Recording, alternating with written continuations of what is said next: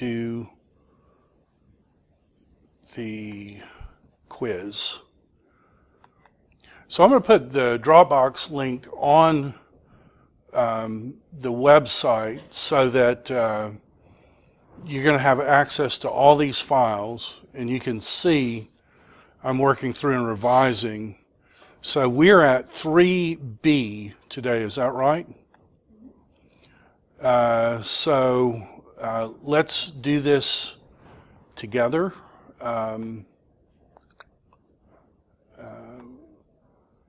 So put your name, obviously, on there, and how long should you study? Well, what you want to work to is to study 2 hours for every hour we spend in class. So that's the standard for a college class, 2 hours for every hour in class. Now, let me just ask you honestly, how many of you spend 2 hours for every hour in class, like across all the classes? That's good. Not most people, right? I mean, 30 minutes for every hour in class. So the 2 hours seems like a lot, but actually we'll get to the place where that's pretty comfortable for us. It's part of what I want to help you learn how to do. The easiest way to do it is to get a study group. So some people just like studying. You can do it without a study group. Most people find having a study group is helpful. So if you shoot at, for every hour we're in class, I want to spend 2 hours studying. If you do a study group, that will help. It doesn't have to be 2 hours at the same time. You could do 1 hour, but it's whatever's helpful for you. You'll find that as you start to do that, learning difficult things is going to become not only easy, it's going to become enjoyable. Some of the closest friends I've ever had in life have come out of study groups. And so this on the quiz is just a reminder, hey, if I'm struggling a little in class, I may need to spend a little more time. So what is host? What's your mnemonic device? Yeah, host sounds like as to me, so I just look at it now and it looks like as. What is te? Okay, and it's a post-positive put on the end of the word. Like, do you know in Latin, like filioque, the que part means and? Do you know that in Latin? And do you know that Latin and Greek are very similar? Like, I think originally they were the same language and just dialectized over time. So I think te, it actually is que in Latin. I think originally they were the same word. But it's the other word for and, the less common word. All right, what does ace mean? Into. Epi. Okay, so do on as your primary meaning. What would epi plus the genitive mean if on is the primary? What does a genitive usually imply with prepositions? I'm glad you asked. With prepositions, the genitive usually is motion away. The dative is rest. The accusative is motion toward, right? So epi is a three-case preposition. So what would epi plus the genitive mean? Wouldn't it mean from on? And wouldn't epi plus the dative mean resting on? And epi plus the accusative to on, or on to? Do you see how that would work? So the motion is implied by the case.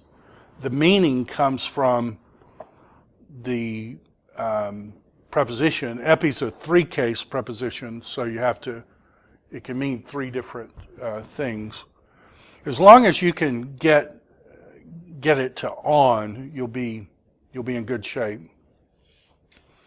Kata, and epi, like epidural, and upon the skin something, or dural probably means slightly different, but that's that word, on. Kata, what does kata mean? Down. So when it's used with verbs, it usually means down. When it's used with the accusative, it means according to.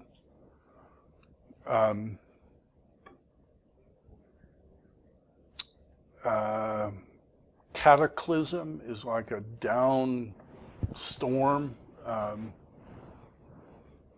but it's used a lot in the New Testament, so catacombs probably means something under. That could be a mnemonic device, even if there's not a linguistic connection there. What about ego, emu, hemes, hemon? What does ego mean? And the words that are indented are extra credit. What would you think emu means? Of me. What would you think eme meant? Me in the accusative. So where do we get the word me in English? We get it from the accusative.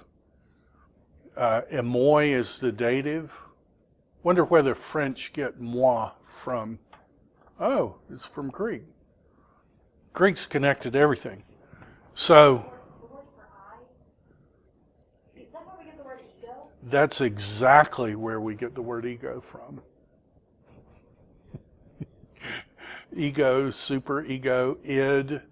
The id is the Latin word for it, you know. So there's this it thing in us that's like gross. You know, that's where they get it from. It's just Greek and Latin. Hemes is the nominative plural of I. So how would you do a plural of I? We. So what would you think hemon meant? Of us. Exactly right. So what does pros mean? To or toward. What does gignomai, genesomai, egonomen, gegona? I become. So this is the classical spelling, gignomai. When it comes to the New Testament, that second G sound drops out. So by New Testament time, it's just gignomai. Because it's a little hard to say gignomai to me. And what happens in language is anything that's hard to do gets beaten into submission in time. So by the time Common Greek comes around, it's become ginomai, but it was originally gignomai. And then the principal parts are always, this is the present active indicative, so this would be I become. The second one they give you is always the future, so what would that be? And then the third one they always give you is the simple past, I became. And the fourth one they always give you is the perfect, I have become. So on, this on in Greek is how you put something in the hypothetical. So you don't usually translate it. But in English, we've got, if I were a carpenter, I would build so-and-so. Okay. In saying it that way, you're admitting up front that you're not a carpenter. Can you hear that in English? If I were a carpenter. So in English, we use that were as a subjunctive and then with if. Well, in Greek, they use on to do that same thing. So this is the if of a hypothetical. If so-and-so were the case, then you should do this. In Greek, they call it a condition contrary to fact. In Greek, a condition of fact will just have a. So when Satan asked Jesus, if you're the Son of God, turn bread into stone, he's not saying you're not the Son of God. He's saying you are the Son of God, therefore do this. And that's why some translations will actually translate that verse, since you're the Son of God. It's a condition of fact. If it had "a" on, it would be contrary to fact. Okay, so then we come to this little guy, and this little guy is going to be a problem for us, right? Because it can mean two radically different things, depending on whether it has a genitive or whether it has an accusative. And let me tell you a great mnemonic device that you can use. I never got this word right until God gave me a mnemonic device. And here's the device. Dia plus the G equals through. Dia plus the ACC equals on account of. You see what I did? So dia plus the G means the one that has the G in it. Dia plus the G is through. Dia plus the ACC is on account of. All right? So when you come to dia, think, okay, what's my mnemonic device? Dia plus the G, that's the one that means through. Dia plus the ACC, that's the one that means on account of. That's a great mnemonic device. So dia plus the G, you'd write through here. Dia plus the ACC, write on account of. Okay. Allah. So this is tricky because in a little Greek boy we've seen the word Allah tekna, meaning other children. So that's a neuter plural of Allah, Saleh, Allah, Alon. This is the word but. Allah. So, do you want to know a mnemonic device a student gave me? It involves the word but. If it's accented on the but, on the end of the word, it means but. If it's not accented on the end of the word, it means other. I couldn't come up with a better, it involves the word but it helps me remember which one is which. So if it's accented on the end, then it's the adversative conjunction. If it's not accented on the end, it's the word other. You with me? Pas upon. So that's masculine, feminine, and then neuter. All. And what's your mnemonic device? It's like the Spanish word pas, which means more. What about pan? Pan. That's exactly where we get the word pan from. A pantheist believes everything is God. Pan-Hellenic League is the all-Greek league. I'm sure the Pan-Caribbean Council, the All-Caribbean Council, that's exactly where this word comes from. Neuter plural of this word is panta, and we've already had that in John 1. All things come through him. All right, need a break a second. We've concentrated. Anybody doing anything interesting this weekend? Or did you do anything interesting last weekend? How old is he? Is he in good health? Uh, It'll be nice to go see him, I imagine. Do you remember doing things with him when you were little? Yeah, we used to have a fish fry at his house for his birthday every year. Mm, And all his like friends that were in the Navy with him when he was like in the Korean War. oh, wow. So Wow. he always show up. Been friends for a really long time. So Mm. It's something to have lifetime friends where, you know, you've known people through thick and thin.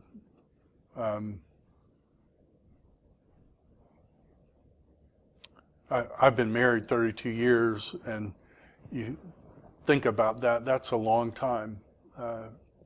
And I'm always amazed when my wife and I talk that we remember things, and it's like, oh my goodness, it seems like yesterday, and you think, oh, that's almost a lifetime ago. For an 18-year-old, that's almost 2 lifetimes ago. So it's great. Anybody else do anything interesting, or going to do anything interesting? A drive-in movie. What movie did you see? Incredibles 2. Yeah, well, there was 3 showing, but my friends and I stayed for Incredibles 2. Did you like Incredibles 2 as much as Incredibles 1? It's weird that, when did Incredibles 1, 14 years ago? I remember going and seeing that in the theater and just falling in love with that movie. And then you have the same exact characters, the same exact age. That's kind of weird. And you think, was it really 14 years ago when I am the underminer, you know? Like, so 14 years, that's a long time. And it's like, wow, that passes quickly.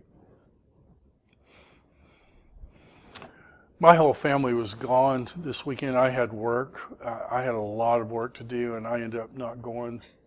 And my oldest daughter's about to get married. And did I tell you the story about her fiance? Okay. You know how there are 50s bands like Jan and Dean and like the Beach Boys? Okay, so there's a 50s band called the Four Freshmen. And if you've ever heard the song like The Girl from Impanina, kind of a jazz tune, well, anyway, they sing lots of music like that. So the Four Freshmen, this 50s band, has toured continually for 70 years. That's a long time to tour as a rock and roll band. Because if they're 18 when they started touring, how old would they be like now? 88. So could your grandfather be touring in a rock and roll band when he's 88? So what are you going to do if you're in a band like that? Somebody gets sick and dies. What are you going to do? You're going to replace them. And eventually you're going to end up replacing how many of the people in the band? All of them. So my daughter's 25. She's marrying one of the Four Freshmen. And, you know, he's like 25 years old. And the oldest Four Freshmen is like 35. But they've all been replaced. You know, they have. So what he does for a living is he'll go to Sweden and do a concert as the Four Freshmen, and 75-year-old teenage fans, but who are 75 years old, will come to their concerts. And so it was really weird. My wife and I went to one. They're like great. They play great music, but it's catering to a very particular audience that's pretty old. And so he was doing he and the four freshmen were doing a concert in Franklin, and my whole family got to go, and I didn't get to go. I had to stay home and work, so I was kind of sad. But it is interesting listening, and the music is good. The Beach Boys, when they were inducted in the Hall of Fame, listed as their one of their major influences, the four freshmen, and I thought, wow, I'm going to have a son-in-law who's a four freshman, so kind of weird, but fun. He's a really nice guy and a great musician. Okay, so we've cleared our minds. Echo.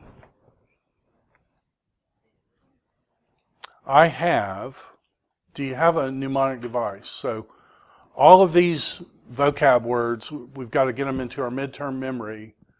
So can you remember that echo means I have, or do you have to have a mnemonic device? Or do you have a mnemonic device? My mnemonic device is I have an echo. So I hear the word echo and think I have an echo. And that's enough to get it in my midterm memory, and then using it will get it into your long-term memory. So echo, ek, and then if it's before rough breathing, x. What does that mean? Out of. Do you have a mnemonic device?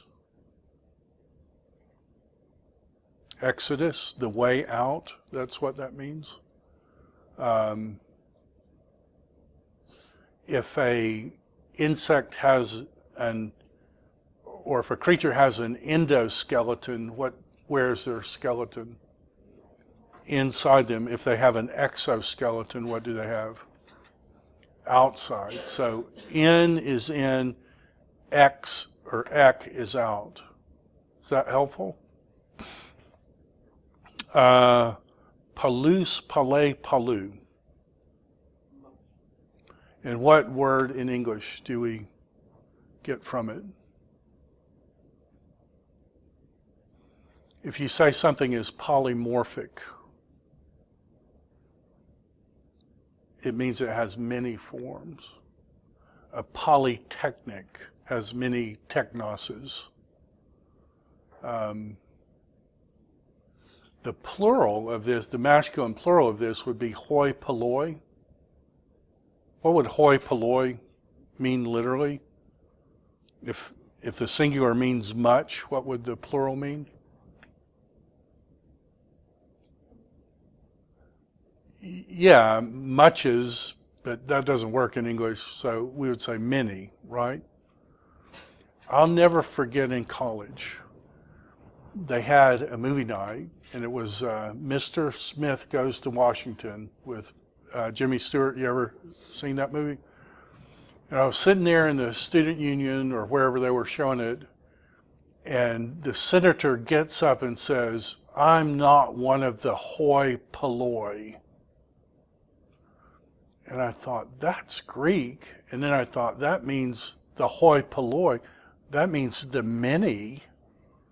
And I thought, I may be a smart person. I just got a cultural. So really intelligent people sometimes will talk about the hoi polloi, and they mean the kind of unwashed masses, but it just comes from Greek, the many. Senior year, second semester, Wicked, and hoi polloi was one of the. Yeah. Oh, really? I never knew what it meant, but I sang it. What's the line? They're in the Emerald City, and they're like, we're all in this hoi polloi. I don't know. Wow. That's interesting. Well, that's where it comes from. It's just a nominative. The hoi part is the, and the polloi is just the oi, own, oisus ending. the many people. Okay. So on your test, without looking, so there are 15 words on the test.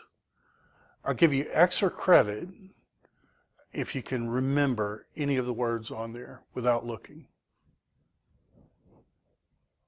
What is one word on there? And I'll give you extra credit. Sorry? And. Put a 1 point extra. Another one. Sorry? Eon, right. 1 point extra. Haley. Ego is I. 1 point extra. Kaka down. 1 point extra. What? Right. Ek is out of. Haley? Hos is as. That's right. Extra point. Ego is I. Extra point. Echo is I have. Echo. I have an echo. Right. Process toward. Extra point. Allah is but. Extra point.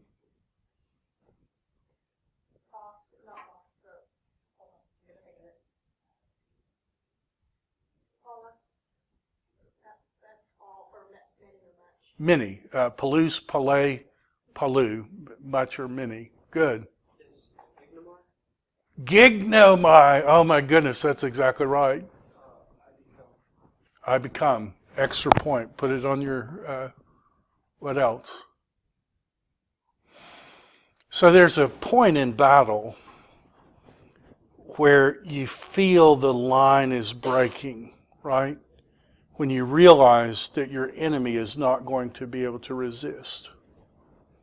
And that's what you're doing right now. You're going to own this. You memorize them, then you memorize it backwards. What you're doing is you're building these midterm memory things in your mind. And then you're going to hear in a movie, hoi polloi, like 25 years from now and say, I know what that means. That's what smart people say to insult people who haven't taken Greek. You know, it's like, it's not right. We don't believe they're hoi polloi. We believe everybody's made in the image of God and everybody's valuable. So great. One more word, maybe one we've not done. Hos, aon, gignomai. Anybody get the future of gignomai?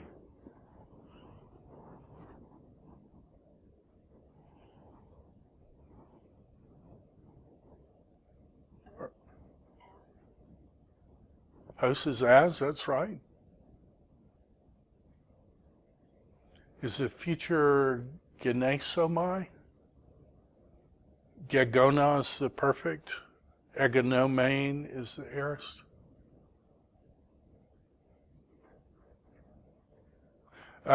Good.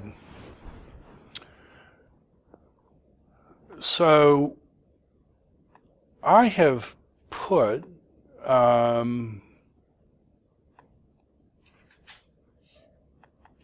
online sentences 1 to 10. I think I'll add 1 to 15, but who'll translate this sentence for me? Read it in Greek and translate it. Who'll do it? Volunteers. Good.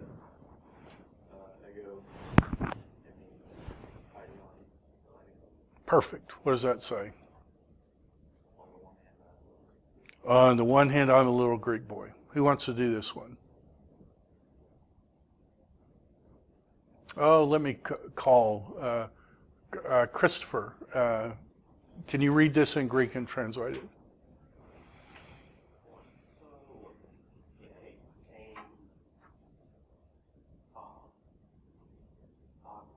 And what does that say? Perfect. Good. Lauren, can you do this one?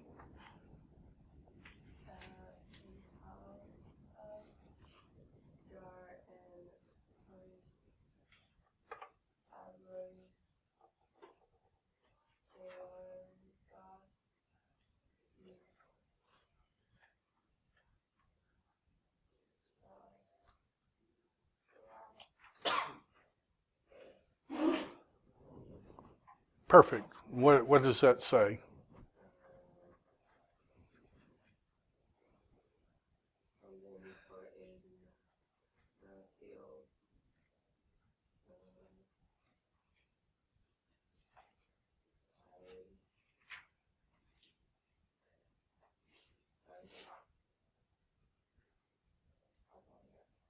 field. That's very close. So I think Georgos tis goes together, a certain Georgos.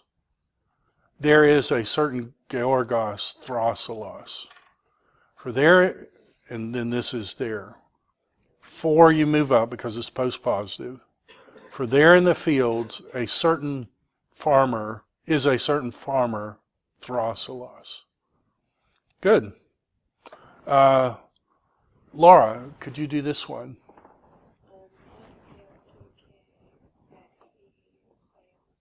Good. He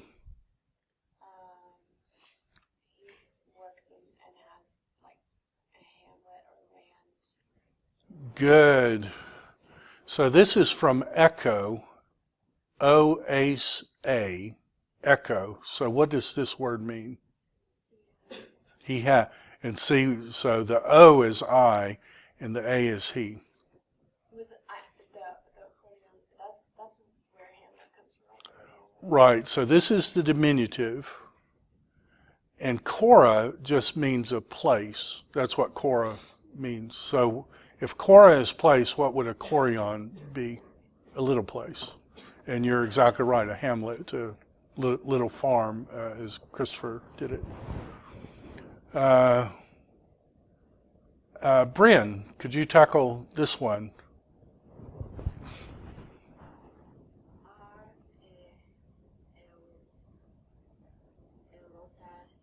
Oh, perfect.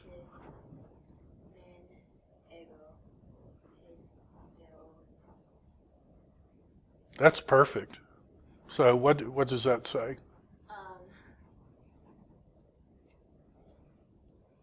The first line I'm not exactly sure, but the second line,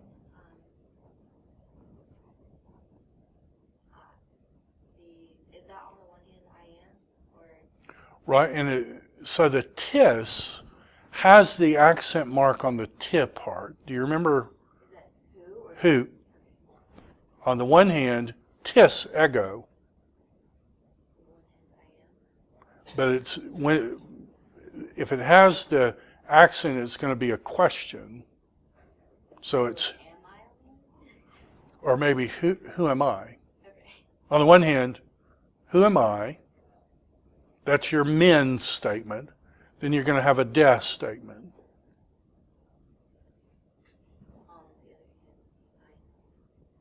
And tis is who still. So on the one hand, who am I? On the other hand, so do you see he's answering this question? There's a certain throssilos who has a little place. And then you're going to make a great guess what these words probably mean.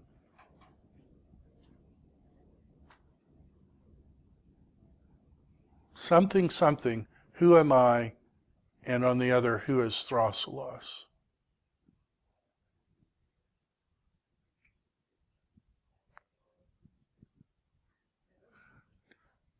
So you ask, who am I?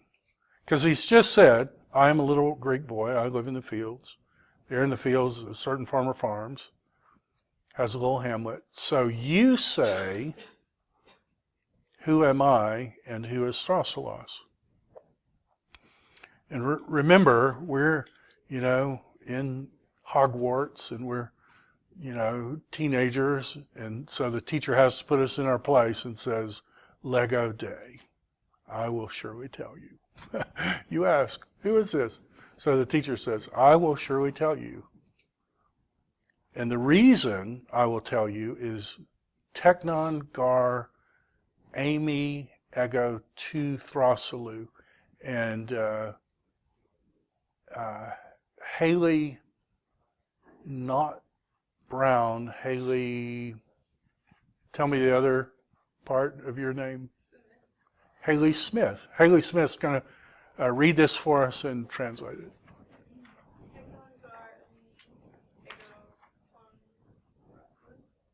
To Throsalute, good. And Haley, what does that say? For I am a child of Thrasalos. Now, who do you see that for yourself? Do you see the grammar of it or not? How do you know to say of Thrasalos? Where do you get the of from? Because it's in the genitive case. The genitive case tells us of. So what does ego mean? I. What does Amy mean? Amy really means I am. So ego Amy means I am. So it's just emphasizing. And then teknon. Do you know that Caesar, when he died, the last words he said were in Greek? Kai. What is Kai? Su. Do you recognize we get the word you from Su? Su. Kai Su teknon. What is teknon? Child. So what's he saying to Brutus as Brutus kills him? And you, my child, or and you, child? So that's what he said. In Shakespeare, he speaks Latin, but et te bruta or something like that. But what he really said was in Greek, kai su teknon. And you, my child. All right. Is it Noah? Is it that right? Can you read this one for us? Kai man Allah, Yay, Ikai, Tekna, Good. What does that say? Is that another way to say it on the one hand? This always trips me up. This means indeed, and this means truly. Okay. So, and truly, that's without the accent, so it could be other. Others. Others, truly. Or what was the... To be sure. We don't have any word like this in English.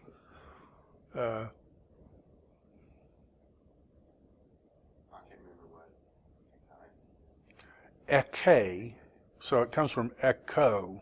So what does echo? I have, so it's O ace A, I, ace is you, A is he. So what would eke mean? If echo is I have.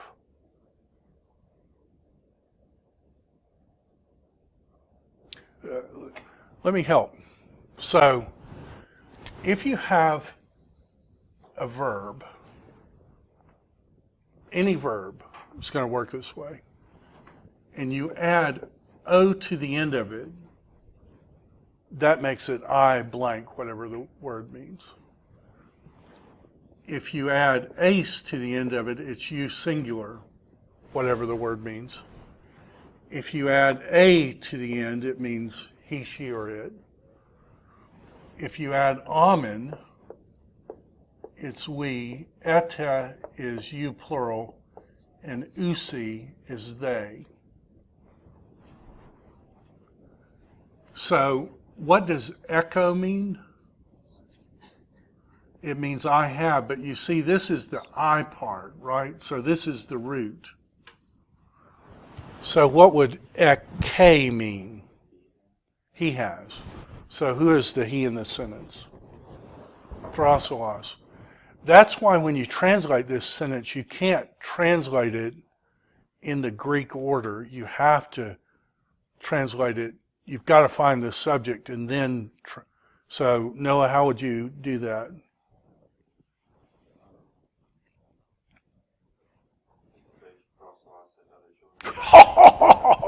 You feel that line giving way?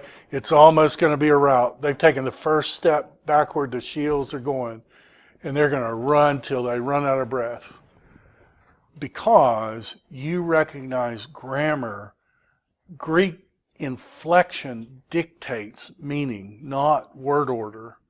And once you get that, all of these sentences are going to yield. Laura? Okay. Why is it not female officer? Isn't that the female ending of technon? Okay, it could be. And how do we tell the difference? Okay, so it could be os, on. And those are the feminine endings, so you're absolutely right. The reason we know it's not the feminine is because when they give it to us in the dictionary, they give it to us as teknon, teknu, and then they'll say ta. That's how they're going to give it to you. So what are they telling you when they do it like that? They're telling you that this is actually a neuter word. That's why they put the neuter. And then remember it goes on, oo, o, on. So if that's the declension, the plural is a, on, ois, a, right? So what must tekna be? It's plural. So that we already have the nominative in throsalos. So it can't be this. So we're saying it's this. And if it's this, it's accusative and must be the what grammatically in the sentence? What's the main use of the accusative case? Direct object of the verb. What's the verb in this sentence? Have. So how you translate the whole thing? Throsalos has other children. And the reason Rouse gave us the sentence this way is you've got to recognize that Allah grammatically can only modify this word. It's not accented on the end, so it has to mean other, and it has to be neuter plural. This is neuter plural. This is your nominative, so this has to be my direct object.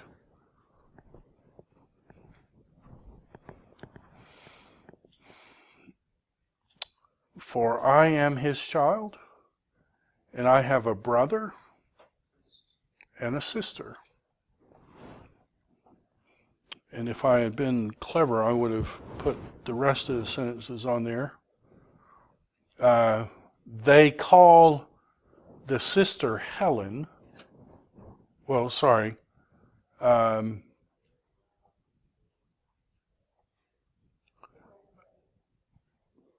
8, good.